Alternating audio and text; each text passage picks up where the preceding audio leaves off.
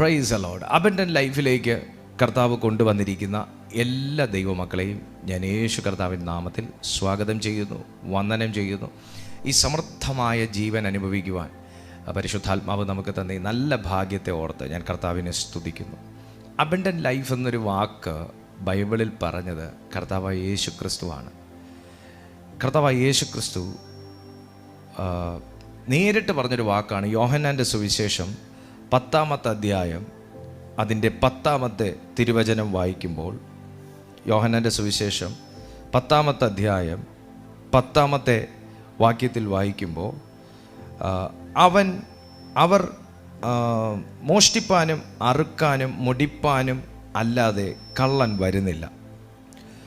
അവർക്ക് ജീവൻ ഉണ്ടാകുവാനും സമൃദ്ധമായിട്ട് ജീവൻ ഉണ്ടാകുവാനും അത്രേ ഞാൻ വന്നിരിക്കുന്നത്. അവർക്ക് ജീവൻ ഉണ്ടാകുവാനും സമൃദ്ധമായി ജീവൻ ഉണ്ടാകുവാനും അത്രേ ഞാൻ വന്നിരിക്കുന്നത്. I came that they may have life and have it അബൻഡൻ്റ്ലി. അങ്ങനെയാണ് ഇംഗ്ലീഷ് ട്രാൻസ്ലേഷനിൽ കിടക്കുന്നത്. അബൻഡൻസ് എന്ന ഒരു പദം, സമൃദ്ധമായിട്ട് എന്നുള്ള ഒരു വാക്ക്. ഈ വാക്ക് സമൃദ്ധമായ ജീവൻ അല്ലെങ്കിൽ അബൻഡൻസ് ലൈഫ് എന്നത് വെറും ഒരു ശാരീരികമായ ഒരു ജീവിതമല്ല. അബൻഡൻസ് ലൈഫിനെ നമ്മൾ ശരിക്കും അടുത്തറിഞ്ഞു കഴിഞ്ഞാൽ ഈ മീറ്റിങ്ങിൽ 99.9% ആൾക്കാരുടെയും 99.9% പ്രശ്നങ്ങൾക്കും പരിഹാരം ഉണ്ടാവുമെന്ന് എനിക്ക് ധൈര്യമായിട്ട് പറയാൻ പറ്റും. കാരണം അബൻഡന്റ് ലൈഫിനകത്ത് ചേർന്നിരിക്കുന്ന ഇൻഗ്രീഡിയൻസ് എന്ന് പറയുന്നത് അത്ര കാച്ചിക്കുറുക്കിയ ഒന്നാണ്. എന്ന് പറഞ്ഞാൽ എല്ലാം കൂടെ ചേർത്ത് കാച്ചിക്കുറുക്കി വെച്ചേക്കുന്ന ഒരൊറ്റ വാക്കാണ് അബൻഡൻസ് ലൈഫ്. ഇത് ക്രിസ്തുവിലുള്ള ജീവനാണ്. ഇത് ക്രിസ്തുവിലുള്ള ജീവനാണ്. ഈ മനുഷ്യന് നേരെ ഇപ്പോൾ ഈ വാക്ക് യേശു പറയുന്നതിൻ്റെ പിന്നിൽ യോഹന്നാൻ്റെ സുവിശേഷം 10-ാമത്തെ അധ്യായം 7-ാമത്തെ വാക്യത്തിൽ നമ്മൾ അതിൻ്റെ പശ്ചാത്തലം പഠിച്ചു കഴിഞ്ഞാൽ ആടും കാവൽക്കാരനും അതുപോലെ കാവൽക്കാരനല്ലാത്തവൻ വാതിൽ തുരന്ന് വന്ന് ആടുകളെ മോഷ്ടിക്കുന്ന ഒരു സംഭവവുമായി ബന്ധപ്പെട്ട ഒരു പശ്ചാത്തലമാണ്, ഒരു സ്റ്റോറിയാണ് യേശു അവിടെ ഒരു ശിഷ്യന്മാരോട് പറയുന്നത്. യേശു പിന്നെയും അവരോട് പറഞ്ഞത്, ആമേൻ ആമേൻ ഞാൻ നിങ്ങളോട് പറയുന്നു, ആടുകളുടെ വാതിൽ ഞാനാകുന്നു. എനിക്ക് മുൻപേ വന്നവരൊക്കെയും കള്ളന്മാരും കവർച്ചക്കാരും അത്രേ. ആടുകളോ അവരുടെ വാക്ക് കേട്ടില്ല. ഞാൻ വാതിലാകുന്നു, എന്നിലൂടെ കടക്കുന്നവൻ രക്ഷപ്പെടും. അവൻ അകത്തു വരികയും പുറത്തു പോകുകയും മേച്ചിൽ കണ്ടെത്തുകയും ചെയ്യും. മോഷ്ടിപ്പാനും അറുപ്പാനും മുടിപ്പാനും അല്ലാതെ കള്ളൻ വരുന്നില്ല. മോഷ്ടിപ്പാൻ അറുക്കാൻ മുടിപ്പാൻ അല്ലാതെ കള്ളൻ വരുന്നില്ല. എന്നാൽ യേശു വന്നത് മോഷ്ടിക്കപ്പെട്ട, അറുക്കപ്പെട്ട, മുടിഞ്ഞു കിടക്കുന്ന ഒരു കൂട്ടം ജനത്തെ സേവ് ചെയ്ത് അവരുടെ ജീവിതത്തിൽ ശരീരത്തിൽ നിന്നും കുറഞ്ഞിരിക്കുന്ന ജീവൻ, നഷ്ടപ്പെട്ടിരിക്കുന്ന ആരോഗ്യം, മാറ്റപ്പെട്ടിരിക്കുന്ന മാംസം, നീങ്ങപ്പെട്ടിരിക്കുന്ന ത്വക്ക്, കുറയപ്പെട്ടിരിക്കുന്ന ധൈര്യം, ജീവൻ, അത് സമൃദ്ധമായി അബൻഡൻ്റായിട്ട് നിങ്ങളുടെ മേൽ പകർന്നു തരാൻ അത്രേ ഞാൻ വന്നിരിക്കുന്നത് എന്നാണ്. അതൊരു ഫുൾ സ്റ്റോപ്പ് ഇട്ടിട്ട് അടുത്തൊരു പോയിൻ്റാണ് യേശു ഇത് പറയുന്നതെങ്കിൽ പോലും ഈ 2 വാക്യങ്ങൾ ചേർത്ത് വായിക്കണമെന്നാണ് ഞാൻ നിങ്ങളോട് പറയുന്നത്. ഒന്നുകൂടെ നോക്കാം. മോഷ്ടിപ്പാനും അറുപ്പാനും മുടിപ്പാനും അല്ലാതെ കള്ളൻ വരുന്നില്ല. അവർക്ക് ജീവൻ ഉണ്ടാകുവാനും. കണ്ടോ, ആർക്ക് ജീവൻ ഉണ്ടാകുവാൻ? മോഷ്ടിക്കപ്പെട്ട, അറുക്കപ്പെട്ട, മുടിഞ്ഞു കിടക്കുന്ന ഒരു കൂട്ടത്തിന് ജീവനുണ്ടാകുവാനും സമൃദ്ധമായിട്ട് ജീവൻ ഉണ്ടാകുവാനും അത്രേ ഞാൻ വന്നിരിക്കുന്നത് എന്ന് പറയുമ്പോൾ ഈ മെസ്സേജിനകത്തൊരു ഭയങ്കര സാധ്യത ഞാൻ കാണുന്നുണ്ട്.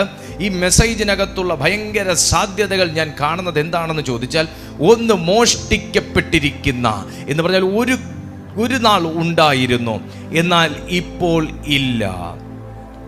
അറുപ്പാൻ, ഒരു കാലം ഉണ്ടായിരുന്ന ആരോഗ്യം, ഒരു കാലം ഉണ്ടായിരുന്ന ബന്ധം, ഒരു കാലം ഉണ്ടായിരുന്ന അവയവം, ഒരു കാലം ഉണ്ടായിരുന്ന സ്പിരിച്വൽ എൻകറേജ്മെന്റ്, സ്പിരിച്വൽ ഹാപ്പിനെസ്, അല്ലെങ്കിൽ ഒരു കാലം ഉണ്ടായിരുന്ന നിങ്ങൾ വിലമതിക്കുന്നത് എന്തോ അത് അറുക്കപ്പെട്ടിരിക്കുന്നു, പൂർണ്ണമായി അറുത്ത് മാറ്റപ്പെട്ടിരിക്കുന്നു, അല്ലെങ്കിൽ അറുക്കപ്പെട്ടിരിക്കുന്നു. മൂന്നാമത്തെ വാക്ക് മുടിച്ചു കളയുവാൻ. ഉണ്ടായിരുന്നതെല്ലാം നഷ്ടപ്പെട്ട് മുടിഞ്ഞിരിക്കുന്ന അവസ്ഥ. അത് എന്താണെങ്കിലും ഉണ്ടായിരുന്നത് ഇപ്പോൾ ഇല്ലാത്തൊരവസ്ഥ. മൂന്നും അങ്ങനെ തന്നെ നമുക്ക് ചേർത്ത് പറയാം. മോഷ്ടിപ്പാൻ, അറുപ്പാൻ, മുടിപ്പാൻ, ഇത് മൂന്നും ഇത് തന്നെയാണ് അർത്ഥമാക്കുന്നത്. ഒരു നാൾ ഉണ്ടായിരുന്നത്, ഒരു കാലം ഉണ്ടായിരുന്നത്, ഒരു നാൾ വളരെ വിലയേറിയതായി കണ്ടത്, വളരെ പരിപാവനമായി കണ്ടത്, വളരെയേറെ മാനിച്ചത്, എപ്പോഴോ ഏതോ ഒരു നിമിഷം കള്ളൻ വന്ന് കവർന്നു, കള്ളൻ കയറി തുരന്നു, കള്ളൻ കയറി അറുത്തുകൊണ്ടുപോയി, കള്ളൻ കയറി മുടിച്ചു കളഞ്ഞ ഒരവസ്ഥ. അങ്ങനെ മുടിഞ്ഞു മുള്ളുവാരി കിടക്കുന്നു എന്ന് പറയുന്ന ചില കുടുംബത്തിലേക്ക് ഇന്ന് പകൽ യേശു കയറി വരികയാണെന്ന് ഞാൻ ഈ വേർഡിന്റെ അടിസ്ഥാനത്തിൽ ഞാൻ പ്രവചിക്കുകയാണ്. ഈ വേർഡിന്റെ അടിസ്ഥാനത്തിൽ അത് സന്തോഷമാണോ ഇന്ന് അകന്നുപോയിരിക്കുന്നത്, അറുക്കപ്പെട്ടിരിക്കുന്നത്? ആത്മീയ ജീവിതത്തിന്റെ ഏറ്റവും ഉച്ചസ്ഥായിലുള്ള നിങ്ങളുടെ സമയങ്ങളാണോ അറുത്ത് മാറ്റപ്പെട്ടിരിക്കുന്നത്? എന്തൊക്കെയോ എനിക്ക് എന്താണെന്ന് പറയാൻ അറിയില്ല ബ്രദർ, പക്ഷെ എന്നിൽ എന്തോ സംഭവിച്ചിരിക്കുന്നു, എന്നിൽ എന്തോ ചോർന്നു പോയിരിക്കുന്നു, എനിക്കെന്തോ നഷ്ടപ്പെട്ടതുപോലിരിക്കുന്നു. ഞാൻ എപ്പോഴും ഡിപ്രസ്ഡ് ആണ്, ഞാൻ എപ്പോഴും ഡിസപ്പോയിന്റഡ് ആണ്, ഞാൻ എപ്പോഴും ദുഃഖിതയാണ്, ഞാൻ എപ്പോഴും വല്ലാത്ത ഒരു അനുഭവത്തിലൂടെ, മാനസികാവസ്ഥയിലൂടെ കടന്നു പോകുന്നു. പക്ഷെ എനിക്ക് ഒന്നറിയാം, എന്നിൽ എന്തോ ദൈവമല്ലാത്ത ഒന്ന് കർത്തൃത്വം നടത്തുന്നു. അവനാണ് എൻ്റെ ജീവിതത്തിലുള്ളതെല്ലാം കവർന്നുകൊണ്ട് പോകുന്നത്. ഞാൻ വേർഡ് കേൾക്കുന്നുണ്ട്, കേൾക്കുന്ന സമയം എനിക്ക് സന്തോഷമുണ്ട്, പക്ഷെ അതിനുശേഷം പിന്നെയും ഞാൻ പഴയ അവസ്ഥയിലേക്ക് വരുന്നു. ഞാൻ മീറ്റിംഗ്സിനൊക്കെ പങ്കെടുക്കുന്നുണ്ട്, ആ പങ്കെടുക്കുന്ന സമയത്ത് മാത്രമേ എനിക്കൊരു ഹാപ്പിനെസ് ഉള്ളൂ. അത് കഴിഞ്ഞ് പിന്നെയും ഞാൻ ഒരു വല്ലാത്ത നിരാശയിലേക്ക് തള്ളപ്പെടുന്നു. യെസ്, അതിനകത്ത് എന്താണ് കാരണമെന്ന് അറിഞ്ഞുകൂടാതെ നിൽക്കുന്ന പ്രിയപ്പെട്ട കുടുംബമേ, ദൈവം നിങ്ങളോട് പറയുന്നു, നിങ്ങൾ പോലും അറിയാതെ വാതിലിലൂടെ അല്ലാതെ ഏതോ ഒരു ഓപ്പൺ ഡോർ കിട്ടിയപ്പോൾ അവൻ പിൻവാതിലിലൂടെ നിങ്ങളിലേക്കോ നിങ്ങളുടെ ജീവിതത്തിലേക്കോ കടന്നു കയറിയിട്ട് മോഷ്ടിച്ച ഒരു ചരിത്രം, കവർന്ന ഒരു ചരിത്രം, അറുത്തു കളഞ്ഞ ഒരു ചരിത്രം, മുടിക്കാൻ ശ്രമിച്ചൊരു ചരിത്രം അവനെ പിടിച്ച് അറസ്റ്റ് ചെയ്താൽ അവന് പറയാനുണ്ടാകും. എന്നാൽ ഇന്ന് ഉത്തരം കിട്ടാതിരിക്കുന്ന ചില ദൈവമക്കളോട് ഞാൻ ദൈവാത്മാവിൽ പറയുന്നു, എന്നാൽ യേശു വന്നു എന്ന് ആ വാക്യത്തോട് ചേർത്ത് വയ്ക്കാൻ കണക്കിനൊരു അവസരം ദൈവത്തിന്റെ പരിശുദ്ധാത്മാവ് യോഹന്നാന്റെ സുവിശേഷം 10:10 തന്ന മഹാദയയെ ഓർത്ത് എല്ലാ ദൈവമക്കളും ഒന്ന് കൈകൾ ഉയർത്തി സ്തോത്രം ചെയ്തേ. എനിക്കിന്ന് പറയാനുള്ളൊരു സുവിശേഷം ഇതാണ്: യേശു വന്നു, യേശു വന്നു, യേശു വന്നു. യേശു വന്നത്, ഞാൻ വന്നിരിക്കുന്നത്. കർത്താവ് മുകളിലേക്ക് ചൂണ്ടിയിട്ട് പറയുന്നു, മോഷ്ടിക്കപ്പെട്ട, അറുത്തു കളഞ്ഞ, മുടിച്ചിട്ടിരിക്കുന്ന എൻ്റെ മക്കൾക്ക് ജീവനുണ്ടാകാൻ, എൻ്റെ തലമുറകൾക്ക് ജീവനുണ്ടാകാൻ, എൻ്റെ ജനത്തിന് ജീവനുണ്ടാകാൻ, എൻ്റെ സഭയ്ക്ക് ജീവനുണ്ടാകാൻ, എൻ്റെ പ്രവാചകന് ജീവനുണ്ടാകാൻ, എൻ്റെ പ്രവാചകയ്ക്ക് ജീവനുണ്ടാകാൻ, ഞാൻ അപ്പോയിന്റ് ചെയ്ത അപ്പോസ്തലന് ജീവനുണ്ടാകാൻ, ഹേയ് ദൈവാത്മാവ് നിറഞ്ഞവന് ജീവനുണ്ടാകാൻ. വെറും ജീവനല്ല, സമൃദ്ധമായ ജീവൻ, അബൻഡന്റ് ലൈഫ് ഉണ്ടാകുവാൻ ഞാൻ വന്നിരിക്കുന്നു. ഇന്ന് എനിക്കൊരു സുവാർത്ത വീണ്ടും പറയാനുണ്ട്. യേശുവിന്റെ നാമത്തിൽ എൻ്റെ വീട്ടിൽ ഭൂതമുണ്ടെന്ന് പറയുന്നവർ ഇതിനകത്ത് കാണാം. എൻ്റെ തലമുറയുടെ മേൽ ഡിമൺ ഉണ്ടെന്ന് പറയുന്നവർ ഇതിനകത്ത് കാണാം. എൻ്റെ ഭർത്താവിനെ ദുരാത്മാവ് ബാധിച്ചിരിക്കുന്നു എന്ന് പറയുന്നവർ കാണാം. എന്നെ എന്തോ അറ്റാക്ക് ചെയ്യുന്നു എന്ന് പറയുന്നവർ കാണാം. പക്ഷെ ഇന്ന് രാത്രി ഞാൻ നിങ്ങളോട് നോക്കി ചോദിക്കട്ടെ, അതിനെ എല്ലാം ഒന്ന് മായ്ച്ചു കളഞ്ഞിട്ട് യേശു വന്നു എന്നൊന്ന് പറയാൻ നിങ്ങളുടെ വാ തുറക്കാമെന്നുണ്ടെങ്കിൽ ശാസിക്കാതെ ചിലത് ഇന്ന് പുറത്ത് യേശുവിന്റെ നാമത്തിൽ പ്രകാശം നീ അവിടെ ഓൺ ചെയ്യാൻ തയ്യാറാണെങ്കിൽ, പ്രകാശത്തിന്റെ ഉടമസ്ഥനും അതിന്റെ ഉത്ഭവ കേന്ദ്രവുമാകുന്ന യേശുവിന്റെ നാമം നിങ്ങളുടെ വീടിനകത്തൊന്ന് പറയാൻ തയ്യാറാണെങ്കിൽ, ഇരുള് താനെ ഇറങ്ങി പോകുന്നത് നിങ്ങൾക്ക് അനുഭവിക്കാൻ കഴിയും. ഒരു അബൻഡൻസ് ലൈഫ്. ഇരുള് മാറുന്നതിന്റെ പ്രത്യേകത എന്താണെന്നറിയാമോ? ഒരു ഭയങ്കര സമാധാനം ഉള്ളിൽ വരും, ഒരു ഭയങ്കര സ്വസ്ഥത ഉള്ളിൽ വരും, ഒരു ഭയങ്കര ധൈര്യം ഉള്ളിൽ വരും, ഒരു ലക്ഷ്യബോധം നമുക്ക് ദൈവം തരും. എന്തിനാ ജീവിക്കുന്നതെന്ന് പോലും ചിന്തിക്കുന്നവർ ഈ മീറ്റിങ്ങിലുണ്ട്. ലക്ഷ്യബോധമില്ല. രാവിലെ എഴുന്നേൽക്കുന്നു, രാത്രി പോയി കിടക്കുന്നു. അതിനകത്ത് എന്തൊക്കെയോ യാന്ത്രികമായി ജീവിതത്തിൽ ചെയ്ത് അവസാനിപ്പിച്ചിട്ട്, അല്ലെങ്കിൽ പകുതി വഴിയിൽ നിർത്തിയിട്ട് വീണ്ടും പോയി കിടന്ന് രാവിലെ എഴുന്നേറ്റ് വീണ്ടും യാന്ത്രികമായി ജീവിതം ആരംഭിച്ച് യാന്ത്രികമായി ജീവിതം അവസാനിപ്പിച്ച് വീണ്ടും പോയി കിടക്കുന്ന ഒരു പതിവ് ശൈലിയെ തമ്പുരാൻ മാറ്റാൻ ആഗ്രഹിക്കുക. Are you ready? ദൈവം ആഗ്രഹിക്കുകയാണ്. അബൻഡൻസ് ലൈഫ് എന്നത് ഒരു ശാരീരിക ജീവിതമല്ല, മറിച്ച് ദൈവത്തിൽ നിറഞ്ഞ ഒരാത്മീയവും ആന്തരികവുമാകുന്ന ഒരു ജീവിതമാണ്. Do you got it? Abundance life എന്ന് പറയുന്നത് കേവലം ശരീരത്തെ നമ്മൾ എന്തെങ്കിലുമൊക്കെ ഒന്ന് കാട്ടിക്കൂട്ടുന്ന അതല്ല. അത് സംഭവിക്കും. ശരീരത്തിന്റെ മേൽ അബൻഡൻസ് ലൈഫിന് സ്വാധീനമുണ്ട്, ഇല്ല എന്ന് ഞാൻ പറയാൻ തയ്യാറല്ല. അബൻഡൻസ് ലൈഫ് എക്സ്പീരിയൻസ് ചെയ്യുന്ന ഒരു വ്യക്തി അത് എക്സിബിറ്റ് ചെയ്യുന്നത് ശരീരത്തിലൂടെയാണ്. എനിക്ക് എൻ്റെ ദൈവത്തോട് സ്നേഹം വരുന്ന സമയത്ത് ഞാൻ 2 കൈയും സ്വർഗത്തിലേക്ക് ഉയർത്താറുണ്ട്. അതൊരു സൈനാണ്. ഞാനത് എക്സിബിറ്റ് ചെയ്യുന്നത്, എൻ്റെ ദൈവത്തോടുള്ള സ്നേഹം ഞാൻ എക്സിബിറ്റ് ചെയ്യുന്നതാണ്. ഞാൻ ക്രിസ്തുവിൽ വളരെ സ്നേഹിക്കുന്ന ആരെങ്കിലും കണ്ടാൽ ഞാൻ ചിലപ്പോൾ പോയി കെട്ടിപ്പിടിച്ചെന്നിരിക്കും. അത് ഞാൻ എക്സിബിറ്റ് ചെയ്യുന്നതാണ്. എൻ്റെ അകത്തുള്ള ആ ഒരു അബൻഡൻസ് ലൈഫ്, സ്നേഹം, എൻ്റെ ക്രിസ്തുവിൽ എൻ്റെ സഹോദരനെ ഞാൻ കാണുമ്പോൾ ഞാൻ കെട്ടിപ്പിടിച്ചെന്നിരിക്കും. എക്സിബിറ്റ് ചെയ്യുന്നതാണ്, തെറ്റില്ല. ശരീരത്തിന് പ്രാധാന്യമുണ്ട്. എന്നാൽ മറിച്ച് ഒരു ശാരീരികമാകുന്ന ഒരു ജീവിതം അല്ല അബൻഡൻസ് ലൈഫ് കൊണ്ട് അർത്ഥമാക്കുന്നത്. മറിച്ച് ദൈവത്തിൽ നിറഞ്ഞ ഒരു ആന്തരികവും ആത്മീയവുമാകുന്ന ഒരു ജീവിതത്തിലേക്കാണ് യേശു അബൻഡൻസ് ലൈഫ് പ്രോമിസ് ചെയ്തിരിക്കുന്നത്. ഞാൻ നിങ്ങളോട് വീണ്ടും പറയുന്നു, ഈ അബൻഡൻസ് ലൈഫ് നമ്മുടെ സ്പിരിറ്റിലേക്ക്, നമ്മുടെ ഉള്ളിലേക്ക് കടന്നു വരാൻ അനുവദിച്ചു കഴിഞ്ഞാൽ ആ വ്യക്തി ശാരീരികമായി സൗഖ്യമുള്ളൊരു വ്യക്തിയായി മാറും. ആ വ്യക്തി മാനസികമായ ഒരു തെളിച്ചമുള്ളൊരു മനുഷ്യനായി മാറും. ആ വ്യക്തി ലക്ഷ്യബോധമുള്ള ഒരു വ്യക്തിയായിരിക്കും. ആ വ്യക്തി എപ്പോഴും ഹാപ്പി ആയിരിക്കും. ഫിലിപ്പിയർക്ക് ലേഖനം എഴുതിയപ്പോൾ പൗലോസ് പറഞ്ഞു, കർത്താവിൽ സന്തോഷിപ്പിൻ, സന്തോഷിപ്പിൻ എന്ന് ഞാൻ പിന്നെയും നിങ്ങളോട് പറയുന്നു എന്ന് പറഞ്ഞ പൗലോസ്ലീഹായുടെ ജീവിതത്തിൽ നമ്മൾ ശാരീരികമായി ചിലത് എണ്ണി നോക്കിക്കഴിഞ്ഞാൽ അദ്ദേഹത്തിന് സന്തോഷിപ്പാൻ വകയില്ല. അദ്ദേഹത്തിൻ്റെ ജീവിതം നോക്കിക്കഴിഞ്ഞാൽ എപ്പോഴും വളരെയേറെ ദുർഘടങ്ങൾ നിറഞ്ഞ ഒരു ജീവിതമായിരുന്നു. പക്ഷെ ഒരു സക്സസ്ഫുൾ ലൈഫായിരുന്നു. ഒന്നുകൂടെ പറയാം, അദ്ദേഹത്തിൻ്റെ ജീവിതത്തിലേക്ക് നോക്കിക്കഴിഞ്ഞാൽ ഭയങ്കര ദുർഘടങ്ങളുള്ളൊരു ലൈഫായിരുന്നു, പക്ഷെ സക്സസ്ഫുൾ ലൈഫായിരുന്നു. ക്രിസ്ത്യൻ ലൈഫിലും അദ്ദേഹം സക്സസ് ആയിരുന്നു, അല്ലാതെ ഒരു ജീവിതത്തിലും അദ്ദേഹം സക്സസ് ആയിരുന്നു. അദ്ദേഹം എവിടെയും ഫെയിലിയർ ആയി നമുക്ക് പറയാൻ പറ്റത്തില്ല. എന്തുകൊണ്ടാണെന്ന് ചോദിച്ചാൽ ഈ അബൻഡൻസ് ലൈഫ് ആ മനുഷ്യൻ എക്സ്പീരിയൻസ് ചെയ്തു, ആ മനുഷ്യൻ എൻജോയ് ചെയ്തു.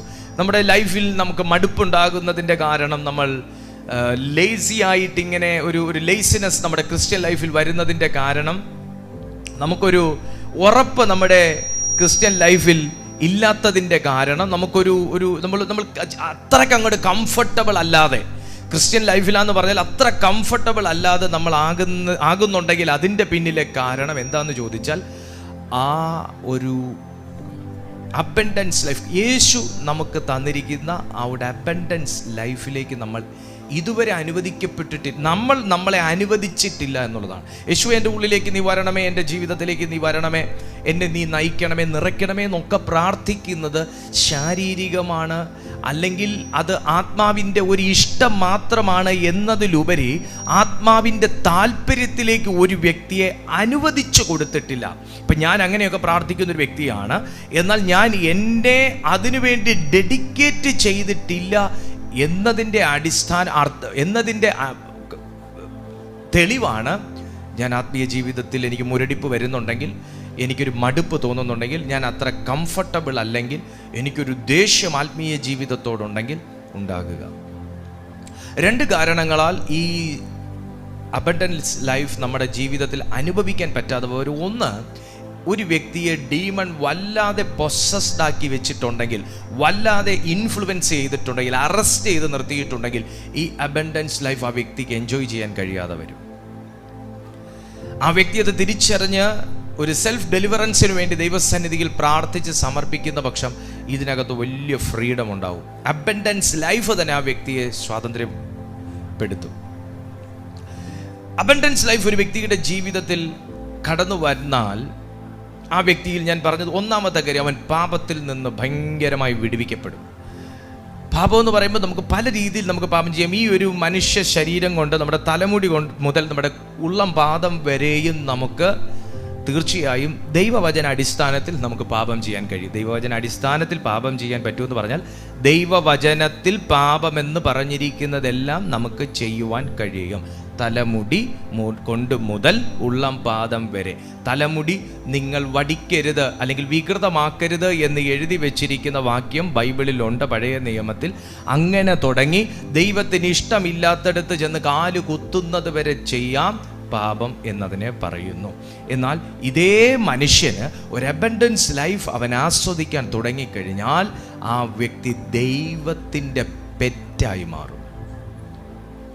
2, ഞാൻ നിങ്ങളോട് പറഞ്ഞു, സന്തോഷം ഉണ്ടാവും, സമാധാനം ഉണ്ടാവും, ഒരു ലക്ഷ്യബോധം ഉണ്ടാവും, ഒരു പ്രത്യാശയുണ്ട്. അബൻഡൻസ് ലൈഫ്, യേശു നമുക്ക് തന്നിരിക്കുന്ന അബൻഡൻസ് ലൈഫ് നമ്മുടെ ജീവിതത്തിലേക്ക് നിറഞ്ഞു കഴിഞ്ഞാൽ.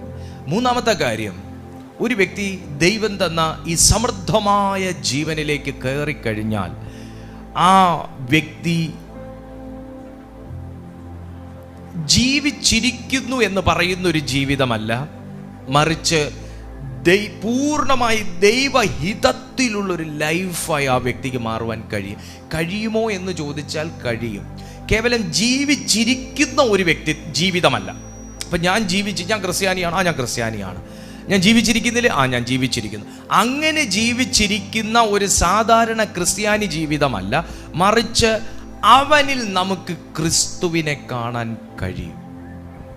അവനിൽ നമുക്ക് ക്രിസ്തുവിനെ കാണാൻ കഴിയും. അബൻഡൻസ് ലൈഫിനകത്ത് ഞാൻ നിങ്ങളോട് പറഞ്ഞു, നമുക്ക് സന്തോഷം ഉണ്ടാവും, സമാധാനം ഉണ്ടാവും, സംതൃപ്തി ഉണ്ടാവും, ലക്ഷ്യബോധം ഉണ്ടാവും, നമുക്ക് പ്രത്യാശ ഉണ്ടാവും എന്നൊക്കെ പറഞ്ഞു. എന്നാൽ ഈ സമൃദ്ധമായ ജീവൻ എന്ന് നമ്മൾ കേൾക്കുമ്പോൾ നമുക്ക് പെട്ടെന്ന് നമുക്ക് തോന്നുന്നത് ഭൗതികമാകുന്ന ഒരു വലിയ ആഡംബര ജീവിതമാണ്. എന്നാൽ ഞാൻ നിങ്ങളോട് സ്നേഹത്തോടെ പറയട്ടെ, ബൈബിളിൽ പറയുന്ന സമൃദ്ധമായ ജീവനും ലക്ഷറി ലൈഫും തമ്മിൽ ബന്ധമില്ല. ലക്ഷറി ലൈഫ് ദൈവം ഇഷ്ടപ്പെടുന്നു. ഒരു വ്യക്തി ഏറ്റവും നല്ല രീതിയിൽ ജീവിക്കുന്നതിൽ ഏറ്റവും നല്ല രീതിയിൽ സന്തോഷിക്കുന്നത് ദൈവം തന്നെയാണ്. എനിക്കതിൽ ഒരെതിരഭിപ്രായവും ഇല്ല. ഇവിടെ ഒരു വ്യക്തി ധനികനായി ജീവിച്ചു എന്ന് പറഞ്ഞ് അവിടെ പോയി അവനെ കൊണ്ട് കുഴിയിലിടുന്നൊന്നും ഞാൻ വിശ്വസിക്കുന്നൊന്നുമില്ല. ദൈവം കൊടുത്ത സമ്പത്ത് കൊണ്ടാണോ, നീതിയോടും ന്യായത്തോടും സമ്പാദിച്ച ധനം കൊണ്ടാണ് ഒരു വ്യക്തി നല്ല രീതിയിൽ നല്ല ഭക്ഷണം കഴിച്ച് കുഞ്ഞുങ്ങളെ നോക്കി കുടുംബത്തെ നോക്കി സമൂഹത്തിൻ്റെ ആവശ്യങ്ങളിലും ഒക്കെ സഹായിച്ച് നീതിയുള്ളൊരു മനുഷ്യനായി ദൈവ മനുഷ്യനായി ജീവിക്കുന്നതെന്നുണ്ടെങ്കിൽ ആ വ്യക്തിയെ ഈ ലോകത്തിൽ ധനികനായി ജീവിച്ചതുകൊണ്ട് അവിടെ കൊണ്ട് നരകത്തിൽ ഇട്ട് ചവിട്ടുമെന്ന് ഞാൻ വിശ്വസിക്കുന്നൊന്നുമില്ല. അങ്ങനെയാണെങ്കിൽ അബ്രഹാമൊക്കെ ഇപ്പം നരകത്തിൽ കിടക്കേണ്ടവരാണ് എന്നും കൂടെ ഞാൻ പറയാൻ ആഗ്രഹിക്കുക. എന്നാൽ ഞാൻ വീണ്ടും നിങ്ങളോട് പറയുന്നു, ഒരു ലക്ഷറി ലൈഫിനെ കുറിച്ചല്ല ബൈബിൾ അബൻഡൻസ് ലൈഫ് എന്നതുകൊണ്ട് അർത്ഥമാക്കുന്നത്.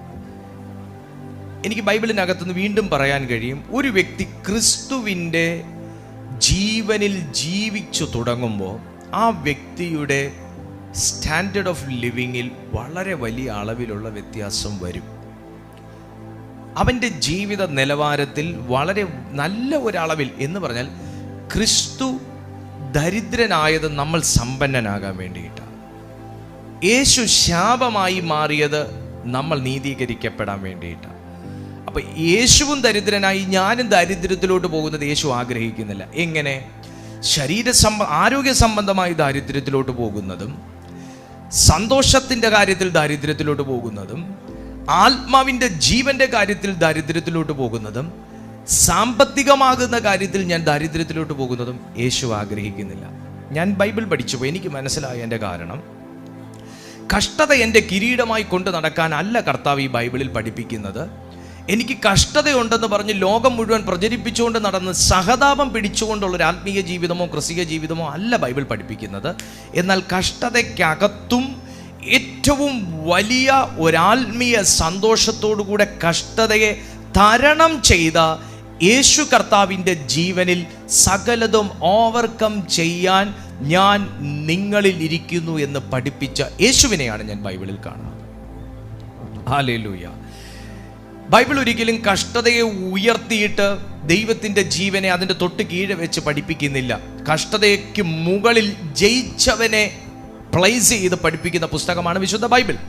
നിങ്ങളൊരു കഷ്ടതയ്ക്കകത്താണ്, എനിക്ക് തർക്കമില്ല. നിങ്ങൾ പല രീതിയിലുള്ള പ്രതിരോധങ്ങൾക്കകത്തുകൂടെ കടന്നു പോകുന്ന ഒരു വ്യക്തിയാണെങ്കിലും ഞാൻ നിങ്ങളെ ഉത്സാഹിപ്പിക്കുകയാണ്. ആ കഷ്ടതയിൽ നോക്കി പറ, അതിനെ ജയിച്ച യേശുവിൻ്റെ നാമത്തിൽ ഞാൻ ഇതിനെ ജയിക്കും. ഞാൻ എവിടെ അത് മൗത്ത് ഓപ്പൺ ചെയ്ത് പറയുന്നു, അവിടെ അതിനുള്ളൊരു ബ്രിഡ്ജ് സൃഷ്ടിക്കപ്പെടും. അതിൻ്റെ മുകളിൽ കൂടെ നിങ്ങൾക്ക് അപ്പുറത്തേക്ക് കടക്കാനുള്ളൊരു ബ്രിഡ്ജ് സൃഷ്ടിക്കപ്പെട്ടിരിക്കും.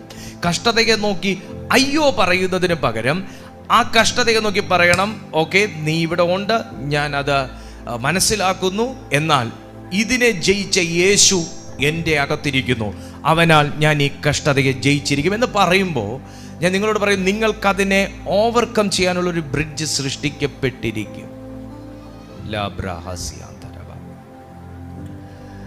ഹല്ലേലൂയ.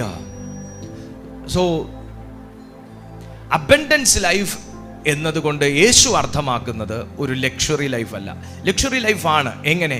ക്രിസ്തുവിൽ നമുക്ക് ഒരു ലക്ഷറി ലൈഫാണ് നമ്മുടെ ആത്മീയ സംബന്ധമായി യേശു അവിടെ പ്രോമിസ് ചെയ്യുന്നത്. കാരണം ഇവിടെ പറയുന്നു, മോഷ്ടിക്കപ്പെട്ട, അറുക്കപ്പെട്ട, മുടിഞ്ഞുപോയ ജനത്തെ റിസ്റ്റോർ ചെയ്ത് ക്രിസ്തുവിൽ ഡെവലപ്പ് ചെയ്ത് ബിൽഡപ്പ് ചെയ്ത് മോഡിഫൈ ചെയ്ത് ദൈവത്തിന് പ്രസാദമുള്ള ഒരു വ്യക്തിത്വമാക്കി പണിയുവാൻ ഒരു മനുഷ്യനിലേക്ക് പ്രവേശിക്കുവാൻ ആഗ്രഹിക്കുന്ന ആ അബൻഡൻസ് ലൈഫ് ഇന്ന് നിങ്ങൾ സ്വീകരിക്കാൻ തയ്യാറാണ് എങ്കിൽ നിങ്ങളുടെ ജീവിതത്തിൽ വിപ്ലവകരമായ മാറ്റം ഉണ്ടാകും. ഞാൻ പറയുന്നു, ഹീലിംഗ് നടക്കും, ഡെലിവറൻസ് നടക്കും, പുതിയ പുതിയ ഓപ്പൺ വേയ്സ്, പുതിയ പുതിയ ഓപ്പർച്യൂണിറ്റീസ് നിങ്ങളുടെ മുമ്പിൽ ഓപ്പൺ ആകും.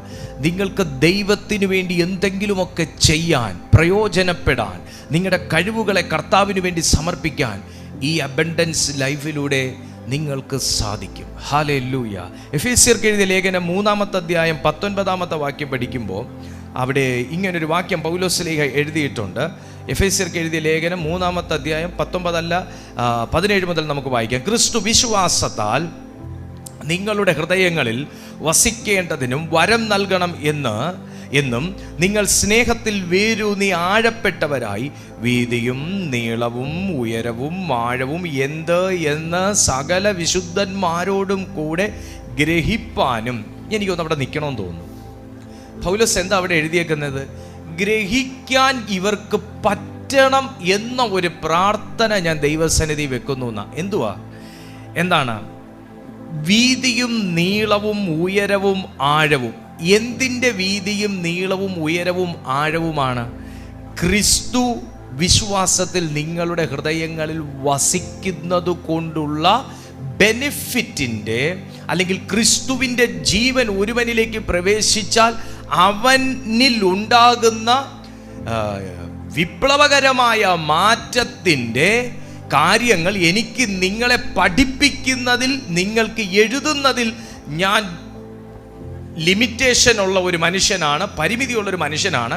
എന്നാൽ ഞാൻ ഇവർക്ക് വേണ്ടി പ്രാർത്ഥിക്കുന്നു, ദൈവമേ, ക്രിസ്തു പരിജ്ഞാനത്തിൽ ഹൃദയത്തിൽ വസിച്ച് കഴിയുമ്പോഴുള്ള വീതിയും നീളവും ഉയരവും ആഴവും എന്താണെന്ന് സകല വിശുദ്ധന്മാരോടും കൂടെ ഈ എഫെസോസിലെ ജനം ഗ്രഹിക്കണമെന്ന്, ഈ മീറ്റിംഗിൽ ഇരിക്കുന്ന പ്രിയപ്പെട്ട സുഹൃത്ത് ഗ്രഹിക്കണമെന്ന്, ഈ എഫദൈൻ ജീസസ് മിനിസ്ട്രീസിൽ ആയിരിക്കുന്ന ഓരോ ദൈവജനവും ഗ്രഹിക്കണമെന്ന് ഞാൻ പ്രാർത്ഥിക്കുന്നു എന്ന് പൗലോസ് പറയണമെന്നുണ്ടെങ്കിൽ, വിശുദ്ധന്മാർ ഗ്രഹിച്ചതും എന്നാൽ സാധാരണമാകുന്ന ഒരു ആത്മീയ ജീവിതം നയിക്കുന്ന ഒരു മനുഷ്യന് ഗ്രഹിക്കാൻ അത്ര എളുപ്പമല്ലാത്തതും, എന്നാൽ വരം ലഭിച്ചവനെല്ലാം ഗ്രഹിക്കാൻ കഴിയുന്നതും, അത് യൂസ് ചെയ്യാൻ കഴിയുന്നതും, പ്രയോജനപ്പെടുത്താൻ കഴിയുന്നതും, ആസ്വദിക്കുവാൻ കഴിയുന്നതും, ആ അബൻഡന്റ് ലൈഫിൽ ജീവിക്കുവാൻ കഴിയുന്നതും, വളരുവാൻ കഴിയുന്നതും,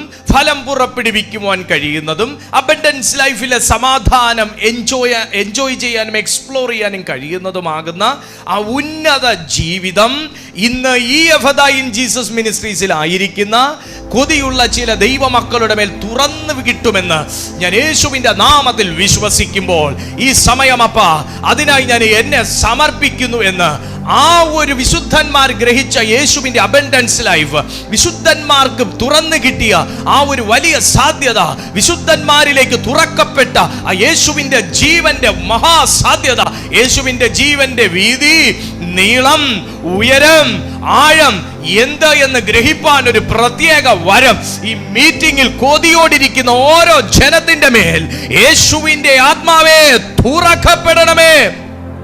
കമോൺ കമോൺ കമോൺ. കൊതിയുള്ള ദൈവമക്കൾക്കെല്ലാം ഒന്ന് പ്രാർത്ഥിക്കാൻ കഴിയും. കൊതിയുള്ള ദൈവമക്കൾക്കെല്ലാം ഇപ്പോൾ ചോദിക്കാൻ കഴിയും. കൊതിയുള്ളവർക്കെല്ലാം ചോദിക്കാൻ കഴിയും. ഇത് സാധാരണ മീറ്റിംഗ് അല്ല, ഇത് സാധാരണ ആത്മശക്തി അല്ല. ഒരു വ്യക്തിയിൽ യേശുവിന്റെ ജീവൻ കയറി കഴിഞ്ഞാൽ ആ വ്യക്തിയുടെ ആ മനോഭാവത്തിന്, ആത്മാവിന്, ആത്മീയ ജീവിതത്തിന്, ക്യാരക്ടറിന്, അവന്റെ തലച്ചോറിനകത്ത് അവൻ ചിന്തിക്കുന്ന കാര്യത്തിന്, എന്തിനേറെ പറയുന്നു, ഒരുവന്റെ ശരീരത്തിൽ എന്തെല്ലാം ഹോർമോൺസ് പ്രൊഡ്യൂസ് ചെയ്യുന്നുണ്ടോ അതിനകത്തെല്ലാം വിപ്ലവകരമാകുന്ന മാറ്റങ്ങൾ ഉണ്ടായി വരും. കാരണം ജീവനാണ്. അത് ജീവൻ ഇല്ലാത്തടുത്ത് ആ സ്വഭാവം വെളിപ്പെടുത്തിക്കൊണ്ടേയിരിക്കും. ജീവനാണ്. അത് ചലനമറ്റ് കിടക്കുന്നിടത്ത് വിപ്ലവകരമായ മാറ്റം ഉണ്ടാക്കിക്കൊണ്ടേയിരിക്കും. ജീവനാണ്. അത് മരണത്തെ നീക്കിക്കൊണ്ടേയിരിക്കും. കമോൺ. ഈ മീറ്റിംഗിൽ നിൽക്കുന്ന നിങ്ങളുടെ ജീവിതത്തിൽ നിങ്ങളുമായി ബന്ധപ്പെട്ട എവിടെയാണോ മരണം, മരവിപ്പ്, ക്ഷീണം, വാട്ടം, തളർച്ച ഇത് ബാധിക്കപ്പെട്ടിരിക്കുന്നത്, അതിന്റെ മേലൊരു അബൻഡന്റ് ലൈഫ് യേശുവിന്റെ നാമത്തിൽ ഡിക്ലെയർ ചെയ്യുകയാണ്. Come on, somebody is receiving this. Hallelujah. Glory. യേശുവിന്റെ നാമത്തിൽ പറ, യേശുവിന്റെ നാമത്തിലെ ജീവൻ എന്റെ ആത്മാവിലേക്ക് വരട്ടെ. ആ അബൻഡൻസ് ലൈഫ് എന്റെ ആത്മാവിലേക്ക് വരട്ടെ, എന്റെ ലൈഫിലേക്ക് വരട്ടെ, എന്റെ ലൈഫിലേക്ക് വരട്ടെ. പറയാ, അബൻഡൻസ് ലൈഫ് എന്റെ ലൈഫിലേക്ക് വരട്ടെ, എന്റെ കുഞ്ഞുങ്ങളുടെ ലൈഫിലേക്ക് വരട്ടെ, എന്റെ ഫാമിലിയിലേക്ക് വരട്ടെ, എന്റെ മിനിസ്ട്രിയിലേക്ക് വരട്ടെ. പറയാ, ഹോ രാമാമാമാമാമായ ശംധേരയാന്ധരേ. Glory Jesus. വിടുവിക്കും ജീസസ്.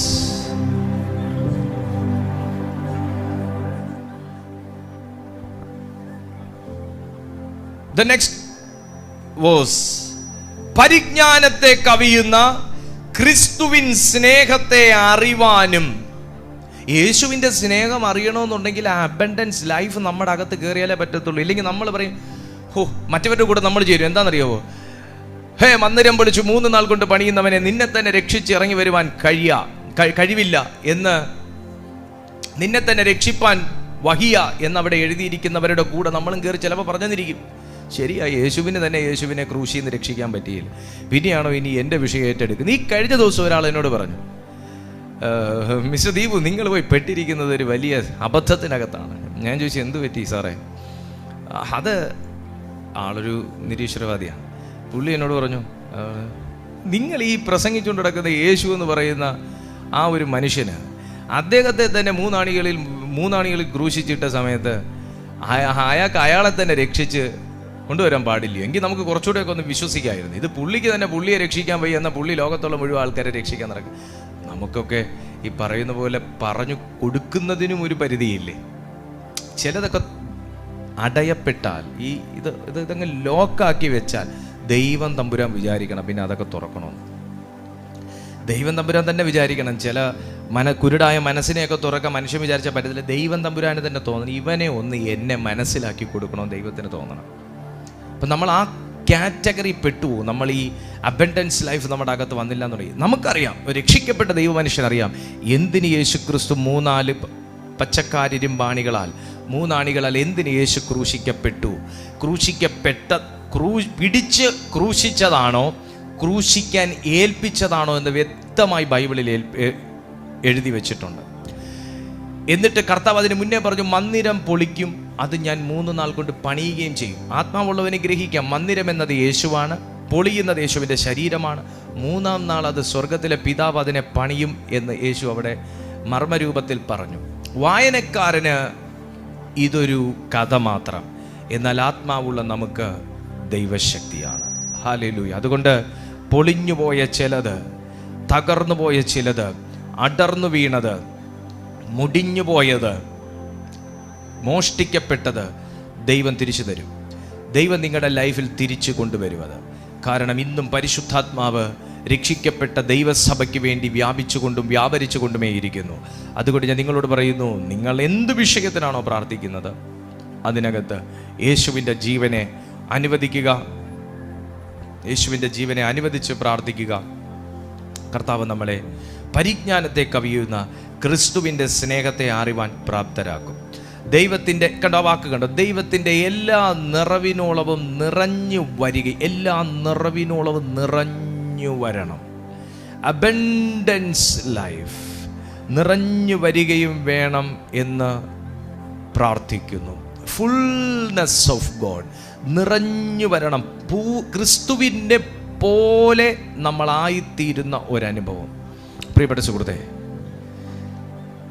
ഒരു പൂർണ്ണത ജീവിതത്തിൽ കൈവരിക്കണമെന്ന ആഗ്രഹമുണ്ടായിട്ടും പല കാരണം കൊണ്ട് ജീവിതത്തിൽ അപൂർണമായി പോയ ഒരു ചിത്രമാണ് നിങ്ങളെങ്കിൽ, കർത്താവിൻ്റെ ആത്മാവ് നിങ്ങളോട് ഈ വചനത്തിലൂടെ പറയുന്നു, ദൈവവചനത്തെ പിടിച്ച് അതിനെ അനുഗമിക്കുന്ന ഏതൊരു മനുഷ്യനെയും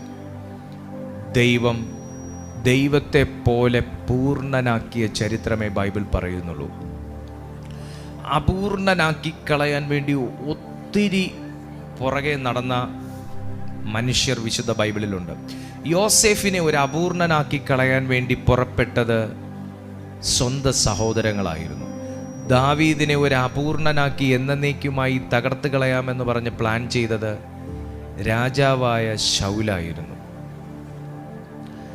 യേശുവിനെ ഒരു അപൂർണനാക്കി കളയാമെന്ന് പറഞ്ഞ് പുറകെ നടന്നത് ഒരു രാജ്യം തന്നെയായിരുന്നു, നിയമ സംവിധാനങ്ങൾ തന്നെയായിരുന്നു, പുരോഹിതർ തന്നെയായിരുന്നു, ആത്മീയർ തന്നെയായിരുന്നു. എന്നാൽ അവരെ എല്ലാം പിന്നത്തേതിൽ പൂർണ്ണതയോടുകൂടെ നിർത്തിയ ചരിത്രമേ വിശുദ്ധ ബൈബിൾ പറയുന്നു എന്നുള്ളത് കൊണ്ട് ഞാൻ നിങ്ങളോട് പറയുന്നു, ആ വചനം മുറുകെ പിടിച്ചിരിക്കുന്ന നിങ്ങളുടെ ജീവിതത്തിലെ അപൂർണത ദൈവത്തിൻ്റെ ആത്മാവ് നീക്കുകയാണ്. 20-ാമത്തെ വാക്യം പറയുന്നു, എന്നാൽ എന്നാൽ ഈ അബൻഡൻസ് ലൈഫിലേക്ക് നമ്മൾ കയറിക്കഴിഞ്ഞാൽ നാം ചോദിക്കുന്നതിലും നനയ്ക്കുന്നതിലും അത്യന്തം പരമായി ചെയ്യുവാൻ നമ്മിൽ ഒരു ശക്തിക്ക് വ്യാപരിക്കാൻ കഴിയും. In the mighty name of Jesus. നിങ്ങൾക്കത് കേൾക്കുമ്പോൾ എന്തെങ്കിലും തോന്നുന്നുണ്ടോ? എനിക്കകത്തുനിന്നൊരു സ്പാർക്ക് തോന്നുന്നുണ്ട്. എന്നാൽ നാം ചോദിക്കുന്നത്, നമ്മൾ പറഞ്ഞ് പ്രാർത്ഥിക്കുന്ന വാക്യങ്ങളല്ലേ. എന്നാൽ എന്ന് പറയുമ്പോൾ എപ്പോഴാണ് ആ ശക്തിക്ക് വ്യാപരിക്കാൻ കഴിയുന്നത്? യേശുവിൻ്റെ ജീവൻ ഒരു മനുഷ്യനിലേക്ക് പ്രവർത്തന സജ്ജമാക്കി കഴിയുമ്പോൾ, സജീവമായി യേശുവിൻ്റെ ജീവന് നമ്മിൽ പ്രവർത്തിക്കാൻ ഒരവസരം നാം ഉണ്ടാക്കി കൊടുക്കുമ്പോൾ ദൈവത്തിൻ്റെ വചനം പറയുന്നു, നാം ചോദിക്കുന്നതിലും നനയ്ക്കുന്നതിലും അത്യന്തം പരമായി ചെയ്യുവാൻ ആ ശക്തിക്ക്, ആ ജീവന് ഒരു ശക്തി ലഭിക്കും. ഞാനൊരു കാര്യം കൂടെ പറയാം. ഈ വാക്യം ഒന്നും കൂടെ നിങ്ങൾ വായിച്ചേ. എന്നാൽ നാം ചോദിക്കുന്നതിലും നനയ്ക്കുന്നതിലും അത്യന്തം പരമായി എന്നവിടെ വായിക്കുമ്പോൾ, നമ്മൾ ആവർത്തിച്ച് ആ വാക്യം വായിക്കുമ്പോൾ നമുക്കതിനകത്തുനിന്ന് പിടിക്കാൻ പറ്റുന്നൊരു വാക്യമുണ്ട്. എഫേസ്യർ 3, ഞാൻ വേറൊരു വേർഷൻ വായിക്കാം. 3:20, എഫേസ്യർ 3:20 ദേ നോക്കിയേ. Now to him who is able to do far more abundantly, കണ്ടോ, to do far more abundantly than all that we ask or think, according to the power at work within us. To him be glory in the church and in Christ Jesus throughout all generations forever and ever. Amen. നാം ചോദിക്കുന്നതിലും, means ഇവിടെ പറയുന്നു, നോക്കിക്കേ, that we ask or think, നാം ചോദിക്കുന്നതിലും നനയ്ക്കുന്നതിലും അത്യന്തം പരമായി. ഇത് മനുഷ്യന്റെ ബുദ്ധിയിൽ നിന്ന് കൈവിട്ടു പോകുന്നൊരു കേസാണ്. അല്ലെങ്കിൽ മനുഷ്യന്റെ മാതൃഭാഷയ്ക്കകത്ത് നിന്ന് കൈവിട്ടു പോകുന്നൊരു സമയമാണ് അബൻഡൻസ് ലൈഫിനകത്തൊരു വ്യക്തി ജീവിച്ചാൽ. നിങ്ങൾ എങ്ങനെ ഇതിനെ മനസ്സിലാക്കുമെന്ന് എനിക്ക് അറിഞ്ഞുകൂടാ. എന്നാലും ഇതിനകത്ത് ആത്മാവുള്ള ദൈവമക്കൾ ഉള്ളതുകൊണ്ട് ഞാൻ പറയാം. ഇത് മനുഷ്യന്റെ ബുദ്ധിക്ക്, ഇപ്പം എന്നോട് മലയാളത്തിൽ പ്രാർത്ഥിക്കാൻ പറഞ്ഞാൽ സത്യമായിട്ടും എനിക്ക് പ്രാർത്ഥിക്കുന്നതിൽ ഭയങ്കര വലിയ പരിമിതിയുള്ള ഒരാളാണ്. പ്രാർത്ഥിക്കുന്ന വാക്കുകൾക്ക് എന്ന് പറഞ്ഞാൽ ഒരുപക്ഷെ നിങ്ങളെ ഇംപ്രസ് ചെയ്യുന്ന രീതിയിൽ പ്രാസമൊക്കെ വെച്ച്, കുറച്ചുകൂടെ ഗ്രാമറൊക്കെ വെച്ച്, കടിച്ച പൊട്ടാത്ത സാഹിത്യ ഭാഷകളൊക്കെ ചേർത്ത് പ്രാർത്ഥിക്കാൻ പറഞ്ഞാൽ ഞാൻ പരാജയപ്പെടത്തേ ഉള്ളൂ. എന്നാൽ അബൻഡൻസ് ലൈഫിലാണ് ഒരു വ്യക്തി ജീവിക്കുന്നതെന്നുണ്ടെങ്കിൽ അവൻ്റെ ബുദ്ധിയിൽ നിന്നും, അവൻ്റെ അറിവിൽ നിന്നും, അവൻ്റെ താല്പര്യത്തിൽ നിന്നും അവൻ്റെ പ്രാർത്ഥന മറ്റൊരു റിലത്തിലേക്ക് പ്രൊമോട്ട് ചെയ്യപ്പെടുന്ന ഒരു സമയം, പരിശുദ്ധാത്മാവിൻ്റെ നിറവിൽ ആയി ജീവിക്കുന്ന ആ ഒരു സമയം, ആത്മാവ് സകല കാര്യങ്ങളെയും ടേക്ക് ഓവർ ചെയ്യുന്ന ആ ഒരു സമയം. ഞാൻ നിങ്ങളോട് പറഞ്ഞല്ലോ, അബൻഡൻസ് ലൈഫ് എന്ന് പറയുന്നത് ശാരീരിക ജീവിതമല്ല, ദൈവഹിതത്തിൽ നിറഞ്ഞതും ആത്മീയമായതും ആന്തരികമായതുമാകുന്ന ഒരു ജീവിതമാണ് അബൻഡൻസ് ലൈഫ് എന്ന് പറയുന്നത്. ആ ജീവിതത്തിന് ശരീരവുമായും ബുദ്ധിയുമായിട്ടുള്ള കണക്ഷൻസ് ഉണ്ട്, ഇല്ലെന്നല്ല ഞാൻ പറയുന്നത്. പക്ഷേ പലപ്പോഴും ചില പ്രധാനപ്പെട്ട തീരുമാനങ്ങൾ എടുക്കുന്ന സന്ദർഭത്തിൽ അത് ശരീരവുമായോ ബുദ്ധിയുമായിട്ടോ അത് ബന്ധപ്പെടാത്ത ഒരു സമയമുണ്ട്. ഒന്നും കൂടെ ലളിതമായി പറഞ്ഞാൽ, നിങ്ങൾ ആത്മഭാഷകളിൽ പ്രാർത്ഥിക്കുന്ന ഒരു വ്യക്തിയാണെങ്കിൽ, അന്യഭാഷകളിൽ പ്രാർത്ഥിക്കുന്ന ഒരു വ്യക്തിയാണെങ്കിൽ, നമ്മുടെ ബുദ്ധിക്ക് നിരക്കാത്ത രീതിയിൽ ആത്മാവ് വൻ കാര്യങ്ങൾ വളരെ അധികാരമുള്ള ഒരു മനുഷ്യനായി നിന്നുകൊണ്ട് സംസാരിക്കുകയും കൽപ്പിക്കുകയും ഡീല് ചെയ്യുകയും അറ്റസ്റ്റ് ചെയ്യുകയും ഒക്കെ ചെയ്യുന്നത് നിങ്ങൾക്ക് എക്സ്പീരിയൻസ് ചെയ്തിട്ടുള്ള വ്യക്തിയാണ്. ഞാൻ ഒത്തിരി എക്സ്പ്ലെയിൻ ചെയ്യേണ്ട കാര്യമില്ല, നിങ്ങൾക്ക് അനുഭവം ഉള്ളതാണ്. അതിൻ്റെ ഡെലിവറൻസ് അനുഭവിച്ചിട്ടുള്ള വ്യക്തിയാണ്. നോക്കൂ, ചോദിക്കുന്നതിലും നനയ്ക്കുന്നതിലും അത്യന്തം പരമായി ചെയ്യണമെങ്കിൽ ഈ ഒരു അബൻഡൻസ് ലൈഫിലേക്ക് നമ്മൾ കയറണം. അവിടെ നമുക്ക് ക്വസ്റ്റ്യൻ ഇല്ല. ഇങ്ങനത്തെ ഭാഷയെ പ്രാർത്ഥിച്ചു കഴിഞ്ഞാൽ ട്രാൻസ്ലേറ്റ് ചെയ്യാൻ പറ്റുമോ, ഇന്ന കാര്യങ്ങൾ ഇങ്ങനെ പറഞ്ഞാൽ അത് സഭയിൽ ഇങ്ങനെ പറയണ്ടല്ലോ. നമുക്ക് ക്വസ്റ്റ്യൻ ചെയ്യാൻ തോന്നാത്ത ഒരു ജീവിതമാണ് ക്രിസ്തുവിലെ ജീവൻ. നമ്മൾ മനസ്സിലാക്കേണ്ട ഒരു കാര്യം, ബൈബിൾ ഇതുവരെ പൂർണ്ണമായി പഠിച്ച ആരുമില്ല ഈ ലോകത്തിൽ. ഉണ്ടാവുമെന്ന് ഞാൻ കരുതുന്നില്ല. കാരണം ദൈവസന്നിധിയിൽ എത്രത്തോളം ഹ്യൂമിലിറ്റി ഉള്ളൊരു മനുഷ്യനായി മാറുന്നുവോ അത്രത്തോളമാണ് ദൈവത്തിൻ്റെ പരിശുദ്ധാത്മാവ് ടീച്ച് ചെയ്യുന്നത് ഒരു വ്യക്തിയെ. എത്ര വലിയൊരു ഹീലിംഗ് മിനിസ്റ്ററാന്ന് പറഞ്ഞാലും, എത്ര വലിയൊരു ഡെലിവറൻസ് മിനിസ്റ്ററാന്ന് പറഞ്ഞാലും, എത്ര വലിയൊരു പ്രോഫറ്റാന്ന് പറഞ്ഞാലും, അവരെപ്പോഴും ഞാൻ വിചാരിക്കുന്നു അവർ പ്രീ കെ ജിയിലാണ് ബൈബിൾ. ഇപ്പം എൻ്റെ കാര്യം പറയുകയാണെങ്കിൽ പ്രീ കെ ജി എന്നെ ഇപ്പോൾ കൊണ്ട് ചേർത്തതേ ഉള്ളൂ, എന്നെ ഇപ്പോൾ കൊണ്ട് പ്ലേ സ്കൂളിൽ ചേർത്തേ ഉള്ളൂ എന്ന് വേണമെങ്കിൽ എനിക്ക് പറയാൻ പറ്റും. ബൈബിളിൻ്റെ കാര്യത്തിൽ ആ ലെവലാണ്. അത് ആരുടെ കാര്യം നോക്കിയാൽ അത് അങ്ങനെയാണ്. ബൈബിളിനകത്ത് അത്രയേറെ ആഴങ്ങൾ കിടപ്പുണ്ട്. അതൊന്നും ആർക്കും ഞാൻ കരുതുന്നില്ല. കർത്താവിൻ്റെ വരവരെയും പഠിച്ചു തീരുന്നു ഞാൻ കരുതുന്നില്ല. സോ നമ്മൾ ചോദിക്കുന്നതിൽ നനയ്ക്കും. സുഹൃത്തെ, ഞാൻ ഒന്നുകൂടെ പറഞ്ഞുതരാം. നമ്മുടെ പ്രാർത്ഥനാ വിഷയങ്ങൾക്കകത്ത് നിർത്താൻ, അല്ലെങ്കിൽ പ്രാർത്ഥനാ വിഷയങ്ങൾക്കകത്ത് മാത്രം ഒതുങ്ങുന്ന ലൈഫല്ല യേശുവിൻ്റെ അബൻഡൻസ് ലൈഫ്. യേശു ഒരിക്കൽ പോലും അപ്പത്തെക്കുറിച്ച് കൺഫ്യൂസ് ആയത് ഞാൻ കണ്ടില്ല. എന്നാൽ യേശു കഴിച്ചത് ഞാൻ കണ്ടു. യേശു ഒരിക്കൽ പോലും അപ്പത്തിന് കടലക്കറി വെക്കാൻ കടല മേടിച്ചില്ലല്ലോ എന്ന് പറഞ്ഞ് കർത്താവ് തലയ്ക്ക് കൈ കൊടുത്ത് ഞാൻ കണ്ടില്ല. പക്ഷെ കർത്താവ് അപ്പത്തിൻ്റെ കൂടെ നല്ല ഡെലിഷ്യസ് ആയിട്ട് മീനും കൂട്ടി കഴിച്ചത് ഞാൻ കണ്ടു. ഇതെല്ലാം കർത്താവിൻ്റെ മുൻപിൽ ആ ടൈം ആകുമ്പോൾ വന്നെത്തുവാണ്. മോനെ, നീ ഒന്ന് ശ്രദ്ധിച്ച് എന്നെ നോക്കിക്കേ. ഒന്നിനെക്കുറിച്ചും വിചാരപ്പെടണ്ട എന്ന് പറയുന്നത് കപ്പലണ്ടിയും കുറിച്ച് ഏഷ്യാനെറ്റും കണ്ടുകൊണ്ട് കിടക്കുന്നവനെ കുറിച്ചല്ല, സ്നാക്സും കഴിച്ച് കാലുമേ കാലും ഇട്ട് ന്യൂസ് ചാനലും കണ്ടുകൊണ്ടിരിക്കുന്നവനെ കുറിച്ചല്ല. ഒന്നിനെക്കുറിച്ചും വിചാരപ്പെടണ്ട എന്ന് പറയുന്നത് ഏതു കാര്യത്തിനും ഏതു നേരത്തും ആത്മാവിൽ നമ്മുടെ കാര്യങ്ങൾ സ്തോത്രത്തോടെ ദൈവത്തോട് അറിയിക്കുന്നവനെ കുറിച്ച് ഒന്നിനെക്കുറിച്ചും വിചാരപ്പെടേണ്ട എന്ന് പറഞ്ഞേക്കുന്നത്. നമ്മൾ മുങ്ങിപ്പൊങ്ങി എന്നും പറഞ്ഞ് ദൈവത്തെ കുറ്റപ്പെടുത്തിയാൽ ദൈവം തിരിച്ച് നമ്മളെ കുറ്റപ്പെടുത്തത്തേ ഉള്ളൂ. കർത്താവ് പറഞ്ഞോ എന്ന് പറഞ്ഞ് ഞാൻ ആരോടും ന്യൂസ് കാണണ്ടെന്നൊന്നും പറഞ്ഞിട്ടില്ല കേട്ടോ. ഞാൻ ആരോടും ന്യൂസ് കാണണ്ടെന്നും പറഞ്ഞിട്ടില്ല. ഞാൻ ആരോടും കപ്പലണ്ടി കഴിക്കരുതെന്നും പറഞ്ഞിട്ടില്ല. ഞാൻ ആരോടും സ്നാക്സ് കഴിക്കലെന്നും പറഞ്ഞിട്ടില്ല കേട്ടോ. എൻ്റെ മീനിങ് അതല്ല. ഞാൻ പറഞ്ഞതിൻ്റെ സാരം, അബ്ബായിക്ക് കൊടുക്കേണ്ട ഒരു ടൈമുണ്ട്. നമ്മൾ കൃത്യമായിട്ട് നമ്മുടെ ശരീരത്തെ രാത്രിയാകുമ്പോൾ കൊണ്ട് ഉറക്കാൻ കിടത്തത്തില്ലേ? നമ്മൾ കൃത്യമായിട്ട് നമ്മുടെ ശരീരത്തിൽ വായിക്കകത്തോട്ട് വെള്ളം ഒഴിച്ചു കൊടുക്കത്തില്ലേ? നമ്മൾ കൃത്യമായിട്ട് നമ്മുടെ വയറിന് ആവശ്യമായ ഫുഡ് എത്തിച്ചു കൊടുക്കത്തില്ലേ? നമുക്ക് തന്നില്ലെങ്കിൽ നമ്മൾ അടി ഉണ്ടാക്കി മേടിച്ച് കഴിക്കും ഇല്ലേ? അതാ പറയുന്നത്, ചെയ്യാൻ എല്ലാത്തിനും അതിൻ്റെതായ സമയമുണ്ട്. ആ സമയത്ത് ചെയ്യുന്നവനെ കുറിച്ചാണ് ദൈവത്തിൻ്റെ വചനം പറയുന്നത്. ഒന്നിനെക്കുറിച്ച് വിചാരപ്പെടേണ്ട. ചുരുക്കി പറഞ്ഞാൽ, നമുക്കൊരു പ്രാർത്ഥനാ വിഷയം വരുമ്പോൾ മാത്രം നമ്മൾ ഓടി നടന്ന് പാസ്റ്ററേ ഒരു പ്രാർത്ഥനാ വിഷയം ഉണ്ട് എന്നിടുന്ന ലൈഫ് അല്ല abundance life. Hallelujah, praise the Lord. Abundance ലൈഫിനകത്ത് ഞാൻ പറഞ്ഞില്ലേ, അതിനകത്ത് ഒരു സിസ്റ്റമുണ്ട്, അതിനൊരു രീതിയുണ്ട്, അതിനൊരു ചട്ടക്കൂടുണ്ട്, അതിന് വ്യക്തമായിട്ട് ഒരു പ്രത്യാശയുണ്ട്, ലക്ഷ്യബോധമുണ്ട്, അതിനകത്തൊരു ക്യാരക്ടറുണ്ട്. അബണ്ടൻസ് ലൈഫിനൊരു യേശുവിൻ്റെ ജീവനാണ് നമുക്ക് തരുന്നത്. യേശുവിന് ക്യാരക്ടർ ഇല്ല എന്ന് പറയാം, ഓ പുള്ളി ഭയങ്കര പ്രവാചകനൊക്കെ, പക്ഷെ പുള്ളിക്ക് ഒരു ക്യാരക്ടർ ഇല്ല എന്ന് നിങ്ങൾക്ക് ആർക്കും പറയാൻ ധൈര്യമുണ്ടെന്ന് ഞാൻ കരുതുന്നില്ല. ഹല്ലേലൂയ.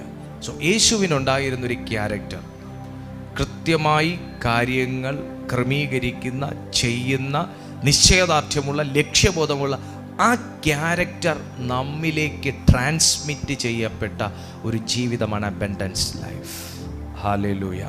സങ്കീർത്തനങ്ങൾ 23 വായിക്കുന്ന സന്ദർഭത്തിൽ 23-ാമത്തെ സങ്കീർത്തനം അതുകൂടെ പറഞ്ഞിട്ട് നമ്മൾ പ്രാർത്ഥിക്കാൻ പോവുക കേട്ടോ. 23-ാമത്തെ സങ്കീർത്തനം. Oh my Jesus, wonderful Jesus. 23-ാമത്തെ സങ്കീർത്തനം നോക്കിക്കേ. യഹോവ എൻ്റെ ഇടയനാകുന്നു, എനിക്ക് മുട്ടുണ്ടാകുകയില്ല എന്നെല്ലാം പറഞ്ഞിട്ട് 5-ാമത്തെ വാക്യത്തിലേക്ക് നോക്കിക്കേ. എൻ്റെ ശത്രുക്കൾ കാണുകെ നീ എനിക്ക് വിരുന്നൊരുക്കുന്നു, എൻ്റെ തലയെ എണ്ണ കൊണ്ട് അഭിഷേകം ചെയ്യുന്നു, എൻ്റെ പാനപാത്രവും നിറഞ്ഞ് കവിയുന്നു. ഒരു ഓവർഫ്ലോ ലൈഫാണ്. എൻ്റെ പാനപാത്രമോ നിറഞ്ഞ് കവിയുന്നു എന്നാണ് പറയുന്നത്. നമ്മളിപ്പോഴും നിറഞ്ഞിട്ടില്ല എന്നാണ് എൻ്റെ വിശ്വാസം. എനിക്ക് നിറഞ്ഞു കവിയാൻ ആഗ്രഹമുണ്ട്. എത്ര പേർക്ക് ടൈപ്പ് ചെയ്യാൻ പറ്റും? എനിക്ക് നിറഞ്ഞ് കവിയാൻ ആഗ്രഹമുണ്ട്. ഹല്ലേലൂയ. സോ അങ്ങനത്തെ ഒരു ജീവിതമാണ് അബണ്ടൻസ് ലൈഫ്. എന്തല്ല അബണ്ടൻസ് ലൈഫ്? അബണ്ടൻസ് ലൈഫ് ഒരു ധനികതയല്ല, ഒരു ധനം അല്ല. ഞാൻ പറയുന്നു അബണ്ടൻസ് ലൈഫ് കൊടുക്കുന്ന ഒരു ജീവിതമാണ്. നിങ്ങൾക്ക് എത്ര പേർക്ക് കൊടുക്കാൻ താല്പര്യമുണ്ട്? എത്ര പേർ? ഞാൻ കൈവക്കാം. എനിക്ക് കൊടുക്കാൻ താല്പര്യമുണ്ട്. എനിക്ക് ആത്മാവിനെ ഒരു വ്യക്തിക്ക് വേണ്ടി പ്രാർത്ഥിക്കുമ്പോൾ കൊടുക്കുന്നത് ഭയങ്കര ഇഷ്ടമാണ്. അത് അബണ്ടൻസ് ലൈഫിൻ്റെ പ്രത്യേകതയാണ്. നിങ്ങൾക്കൊരു സത്യം അറിയാവോ, ഞാൻ ഈ ശുശ്രൂഷയിലൊക്കെ വരുന്നതിന് മുന്നേ നമ്മൾ ഈ പ്രാർത്ഥിക്കാൻ പോവുമല്ലോ, ചിലരുടെ മുന്നിൽ നമ്മൾ പ്രാർത്ഥിക്കാൻ പോകുമ്പോൾ പ്രാർത്ഥിക്കത്തുപോലുമില്ല. കാരണം ഒരു ഇമ്പാർട്ടേഷന് വേണ്ടി, ഒരു കൊതിയോടെ, ഒരു ആത്മപകർച്ചയ്ക്ക് വേണ്ടിയൊക്കെ ഞാൻ മിനിസ്ട്രിയിൽ ഇറങ്ങുന്നതിന് മുന്നേ ഒക്കെ പോകുമ്പോൾ ജസ്റ്റ് ഇങ്ങനെ ഒന്ന് നമ്മളെ മുകൾ മുതൽ താഴെ വരെ ഒന്ന് നോക്കിയിട്ട് റിക്വസ്റ്റ് ചെയ്തതിൻ്റെ പേരിൽ ജസ്റ്റ് നെഞ്ചത്ത് മാത്രം കർത്താവെ പ്രയോജനപ്പെടുത്തണമേ എന്ന് പറഞ്ഞ് മാത്രം പ്രാർത്ഥിച്ച് തിരിഞ്ഞുപോയ ആൾക്കാരുണ്ട്, അറിയാവോ? കാരണം ആത്മാവിനെ അവർ പകരാൻ തയ്യാറല്ല. വായ്, ഇവനെങ്ങാനും കയറി നാളെ ഹിറ്റായി കഴിഞ്ഞാൽ പ്രശ്നമാവൂലേ? പ്രാർത്ഥിക്കത്തില്ല, തലേ കൈവെക്കത്തില്ല, ഇമ്പാർട്ട് ചെയ്യത്തില്ല. ഹല്ലേലൂയ. എന്നാൽ തിരിച്ച് അതുപോലെ കെട്ടിപ്പിടിച്ച് ആ സഭയിലെ മെമ്പർ അല്ല ഞാൻ ആ ചർച്ചിൽ അങ്ങനെ എന്തെങ്കിലും സ്പെഷ്യൽ മീറ്റിംഗ് ഉള്ളപ്പോൾ മാത്രം പോകുന്നൊരു മനുഷ്യനായിരുന്ന സന്ദർഭത്തിൽ ആ സഭയിലുള്ള ഒരു പുത്രനെ പോലെ കെട്ടിപ്പിടിച്ച് എൻ്റെ മേലുള്ളത് ഞാൻ ഇവൻ്റെ മേൽ പകരുന്നു എന്ന് പറഞ്ഞ് പ്രാർത്ഥിച്ച ചരിത്രവുമുണ്ട്.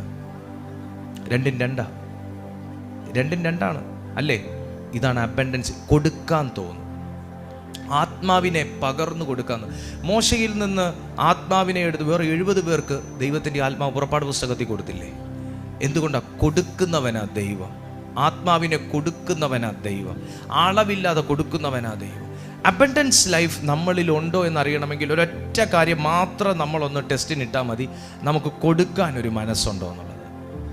നമുക്ക് സ്നേഹം കൊടുക്കാനൊരു മനസ്സുണ്ടോ? ബഹുമാനം കൊടുക്കാനൊരു മനസ്സുണ്ടോ? പ്രാർത്ഥന ഒരു വ്യക്തിക്ക് കൊടുക്കാനൊരു മനസ്സുണ്ടോ? ആത്മാവിനെ ഒരു വ്യക്തിയിലേക്ക് പകർന്നു കൊടുക്കാനൊരു മനസ്സുണ്ടോ? നമ്മുടെ കഴിവുകൾ മറ്റൊരു വ്യക്തിക്ക് പകർന്ന് ചിലർ കൊടുക്കത്തില്ല. നന്നായിരിക്കുന്നു ഈ കറി, എങ്ങനെ ഉണ്ടാക്കിയെന്ന് ചോദിച്ചാൽ മിനിമം 3 ഇൻഗ്രീഡിയൻസ് കുറച്ചേ പറഞ്ഞു കൊടുക്കുള്ളൂ. കാര്യം എന്താ? ഇവരെങ്ങാനും ആ കറി ഇവരുണ്ടാക്കിയതിനേക്കാൾ ടേസ്റ്റി ആയി പോയി കഴിഞ്ഞാൽ എൻ്റെ ബിസിനസ് പൂട്ടുമെന്ന് പറഞ്ഞിട്ട്. ഹല്ലേലൂയ. അങ്ങനെയുള്ളവരുണ്ടോ? കൃത്യമായിട്ട് പറഞ്ഞു കൊടുക്കാത്തവരുണ്ട്. ഇങ്ങനെ ആക്കുന്ന ആൾക്കാർ. കാരണം എന്തുവാ പറഞ്ഞത് അവർക്കും അറിഞ്ഞൂടെ, കേട്ടവൻ മനസ്സിലാവില്ല. ഇവരെടുത്തിട്ട് കടുക് പറ ഒന്നും മനസ്സിലായില്ല. ഇത് കൃത്യമായിട്ട് പറഞ്ഞാൽ ഇവരെങ്ങാനും നന്നായി കറി വെച്ചു പോയാലോ. ഇതിനെ അസൂയാന്നും കൂടെ പറയും, കുശുമ്പെന്നും പറയും. ഹല്ലേലൂയ. ഇത് അബണ്ടൻസ് ലൈഫിൽ പെടുന്ന കാര്യമല്ല. കൊടുക്കാൻ ഒരു നോളജ് കൊടുക്കാൻ പറ്റണം. ഇപ്പം ഞാൻ പഠിച്ച എല്ലാം കൂടെ അല്ലെങ്കിൽ ഞാൻ മനസ്സിലാക്കിയ എല്ലാം കൂടെ ഇവിടെ പാളയ്ക്കകത്ത് കെട്ടിവെച്ചാൽ ആർക്ക് പ്രയോജനമുണ്ട്? എനിക്ക് പോലും പ്രയോജനമില്ല. എന്നാൽ അതൊരു 1000 പേർക്ക്, 10,000 പേർക്ക്, 1,00,000 പേർക്ക് പകർന്നു കൊടുക്കാൻ, 10,00,000 പേർക്ക് പകർന്നു കൊടുക്കാൻ കഴിഞ്ഞാലോ, മോനെ നീ കൊടുക്കാൻ തയ്യാറാകുക, നിനക്കുണ്ടാവും. എന്താണ് നിന്നിലുള്ളത്? എന്താ അത്? കഴിവാണോ? ആരോഗ്യമാണോ? കൊടുക്കാൻ തയ്യാറാകുക. നല്ലൊരു മനസ്സാണോ? കൊടുക്കാൻ തയ്യാറാകുക. സമ്പത്താണോ? കൊടുക്കാൻ തയ്യാറാകുക. വർദ്ധിക്കും, വർദ്ധിക്കും, വർദ്ധിക്കും. ഞാൻ ബൈബിളിൽ നിന്ന് പഠിച്ചൊരു കാര്യം അതാ. എന്തല്ല അബണ്ടൻസ് ലൈഫ്? കൊടുക്കാതിരിക്കുന്നതല്ല. യേശു ഇപ്പം ഞാൻ ഈ അബണ്ടൻസ് ലൈഫിനെ കുറിച്ച് നിങ്ങളോട് പറഞ്ഞ കാര്യം എന്താ? യേശു കൊടുത്തത് കൊണ്ടാണ്. ശരിയാണോ തെറ്റാണോ? നിങ്ങൾക്ക് തെറ്റാണേ തിരുത്താം. യേശു കൊടുത്തത് കൊണ്ടല്ലേ നമുക്ക് കിട്ടിയത്.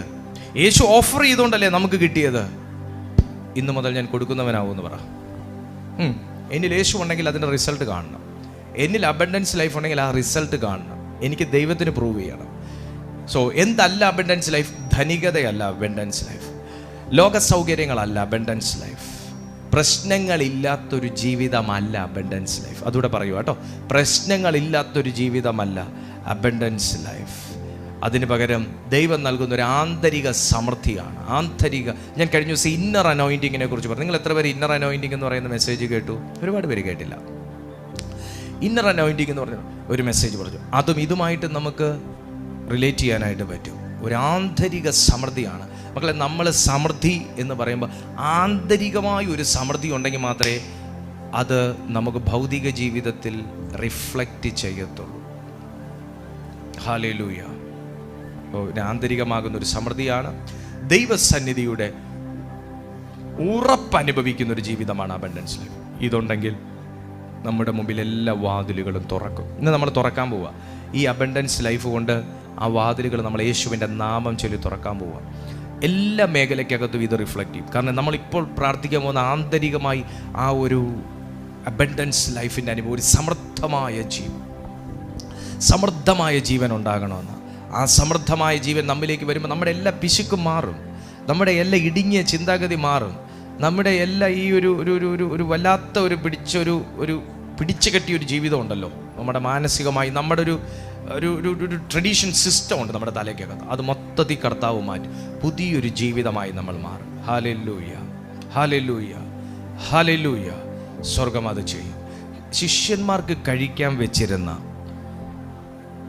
അപ്പം ഒരു ബാലകൻ്റെ കയ്യിൽ നിന്ന് മേടിച്ച് വാഴ്ത്തി നുറുക്കി വന്ന ജനത്തിന് വിളമ്പിയതിന് ശേഷം കൊടുത്തവനും വിളമ്പിയവനും 12 കുട്ട വീതമാണ് ശേഖരിച്ചത്. 12 കുട്ടയാണ് ശേഖരിച്ചത്. കൊടുത്തപ്പോൾ എന്തോ ഉണ്ടായി? ഒരു നിറവ് വന്നു. കൊടുത്തപ്പോൾ എന്തോ ഉണ്ടായി? നിറവ് വന്നു. യേശുവിൻ്റെ നാമത്തിൽ ഇന്ന് പകൽ അങ്ങനെ ഒരു നിറവ് നമ്മുടെ ജീവിതത്തിൽ വെളിപ്പെടട്ടെ. എല്ലാ മേഖലയിലും വെളിപ്പെടട്ടെ. ആന്തരികമാകുന്ന മേഖലയിൽ വെളിപ്പെടട്ടെ, ആത്മീയ മേഖലയിൽ വെളിപ്പെടട്ടെ, സാമ്പത്തിക മേഖലയിൽ വെളിപ്പെടട്ടെ, ഭൗതിക മേഖലയിൽ വെളിപ്പെടട്ടെ, ബന്ധങ്ങളിൽ വെളിപ്പെടട്ടെ, മിനിസ്ട്രിയിൽ വെളിപ്പെടട്ടെ. ഹല്ലേലൂയ. അത് വെളിപ്പെടട്ടെ യേശുവിൻ്റെ നാമത്തിൽ. അങ്ങനെ ഒരു അബണ്ടൻസ് ലൈഫിലേക്ക് പരിശുദ്ധാത്മാവ് ആമേൻ നമ്മെ കൊണ്ടുപോകാൻ ആഗ്രഹിക്കുകയാണ്. എല്ലാ ദൈവമക്കളും ഒന്ന് പ്രാർത്ഥിക്കട്ടെ. അങ്ങനൊരു ലൈഫിലേക്ക്, അങ്ങനൊരു ലൈഫിലേക്ക് പരിശുദ്ധാത്മാവ് നമ്മളെ ഷിഫ്റ്റ് ചെയ്യാൻ പോകുന്നു. റൂഹാ എല്ലാ ബേൻ ദോസ് തപ്ര ഓൻ ദോസ് കിമായ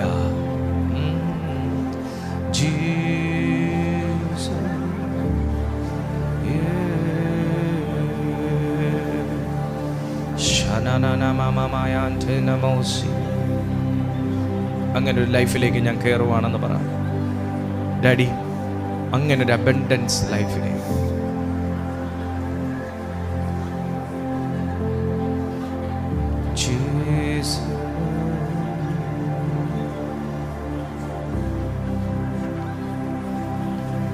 വരുന്നു ഞാൻ മുഴുവനാ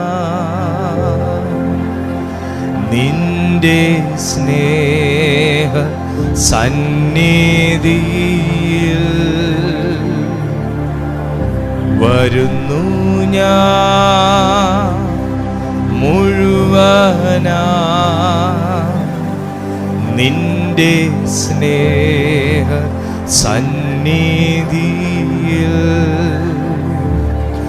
നിന്നെ മുഖാമുഖം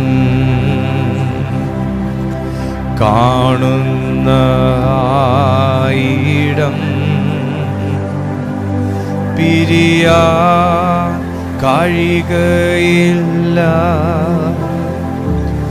നിൻ സ്നേഹ കരസ്പർശം. യേശുവേ, ആ സ്നേഹ കരസ്പർശത്തിലേക്ക് ഇതാ ഞാൻ എന്നെ കൊണ്ടുവന്ന് വെക്കുകയാണ്. എത്ര പേർക്ക് പറയാൻ പറ്റും ആ സ്നേഹ കരസ്പർശം അനുഭവിപ്പാൻ? സുഹൃത്തെ, പലരും നിങ്ങളെ സ്പർശിക്കാതെ മാറി നടന്നിട്ടുണ്ടാകും. പലരും നിങ്ങൾക്ക് വേണ്ടി പ്രാർത്ഥിക്കാതെ ഒഴിഞ്ഞു പോയിട്ടുണ്ടാകാം. പലരും നിങ്ങളെ കണ്ടിട്ട് കണ്ടില്ല എന്ന മട്ടിൽ കടന്നുപോയിട്ടുണ്ടാകാം. പക്ഷേ ഇന്ന് ഞാൻ തിരുവെഴുത്തിൽ കാണുന്ന യേശു തന്നെ തേടി വന്നവർക്ക് ഒരഭയസ്ഥാനമായതുപോലെ, ഒരാശ്രയമായതുപോലെ, ഒരു ഗോപുരമായതുപോലെ ഇന്നൊരു കരസ്പർശത്തിനു വേണ്ടി താങ്കൾ ആഗ്രഹിക്കുകയാണെങ്കിൽ, അതൊരു സൗഖ്യത്തിനു വേണ്ടിയോ, ഒരാശ്വാസത്തിനു വേണ്ടിയോ, വിടുതലിനു വേണ്ടിയോ, സമാധാനത്തിനു വേണ്ടിയോ, ഒരൈശ്വര്യത്തിനു വേണ്ടിയോ, ഒരു ബലത്തിനു വേണ്ടിയോ, പുതുക്കപ്പെടലിനു വേണ്ടിയോ താങ്കൾ അതിന് കൊതിക്കുന്നു എന്നുണ്ടെങ്കിൽ, എൻ്റെ ദൈവം ഒഴിഞ്ഞു മാറിപ്പോകുന്ന ദൈവമല്ല. ആ സന്നിധിയിൽ വന്നവനെ ആശീർവദിക്കുന്ന ദൈവമാണ്. ഓ ജീസസ്, ആ അബൻഡന്റ് ലൈഫിനെ കുറിച്ചാകുന്നു ഇന്ന് നാം ദൈവവചനത്തിന്റെ അടിസ്ഥാനത്തിൽ പഠിച്ചത്. അതുകൊണ്ട് പറ, അപ്പാ, ആ അബൻഡൻസ് ലൈഫിലേക്ക് ഞാൻ എന്നെ സമർപ്പിക്കുന്നു.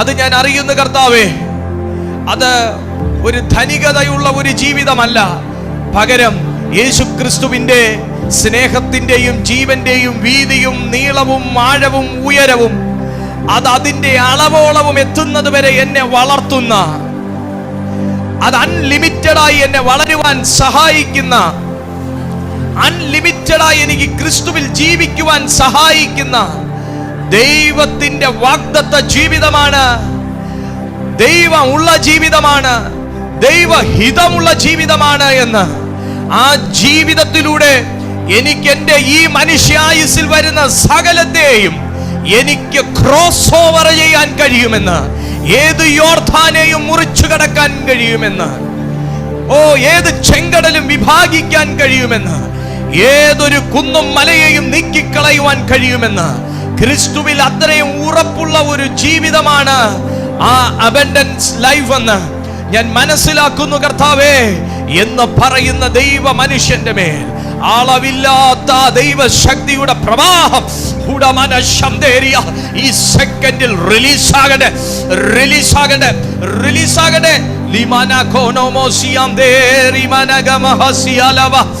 Oh my Lord Jesus Christ, the power of the Holy Spirit,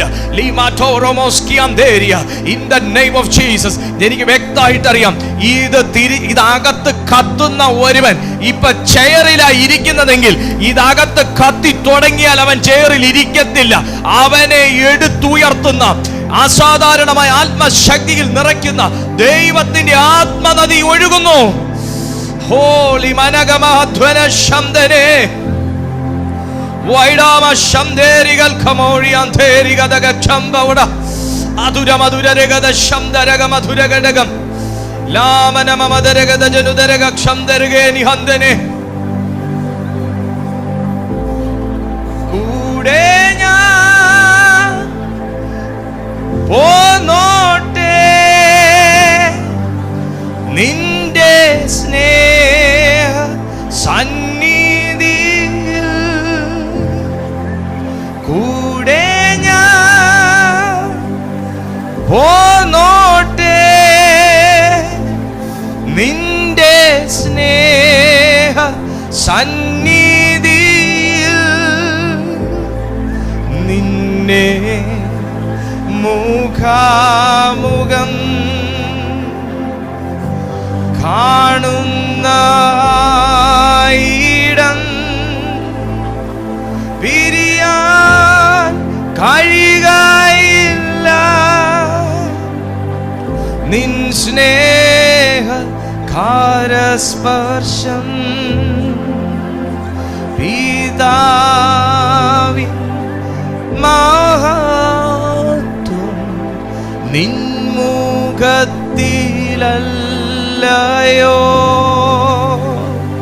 പിതാവിൻ മഹത്വം നിൻ മുഖത്തിൽ അല്ലയോ.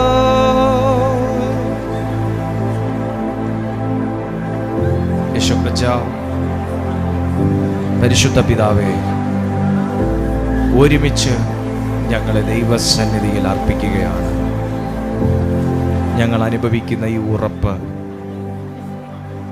ഞങ്ങൾ അനുഭവിക്കുന്ന ഈ ബലം, യേശുവേ നാഥ, അത് അങ്ങയുടേതാ, അങ്ങയുടെ ജീവനാ. ഞങ്ങൾ സമ്പൂർണമായും സമർപ്പിക്കുകയാണ്. ഈ കൂട്ടായ്മയിലിരിക്കുന്ന ഓരോ ജനത്തെയും യേശുപ്പച്ച ഇപ്പോൾ തന്നെ അവിടുന്ന് സ്പർശിക്കണമേ. ഈ സെക്കൻഡിൽ സ്പർശിക്കണമേ. ഇപ്പോൾ രോഗികൾ യേശുവിൻ്റെ നാമത്തിൽ ഹീലായി തുടങ്ങട്ടെ. ഇപ്പോൾ ഏത് രോഗത്തിനകത്തിരിക്കുന്നോ കംപ്ലീറ്റ് ആയിട്ട് ഡെലിവറൻസ്, ആ ഡെലിവറി ചെയ്യുന്ന സ്വർഗത്തിൻ്റെ ശക്തി ഡിക്ലെയർ ചെയ്യുകയാണ്.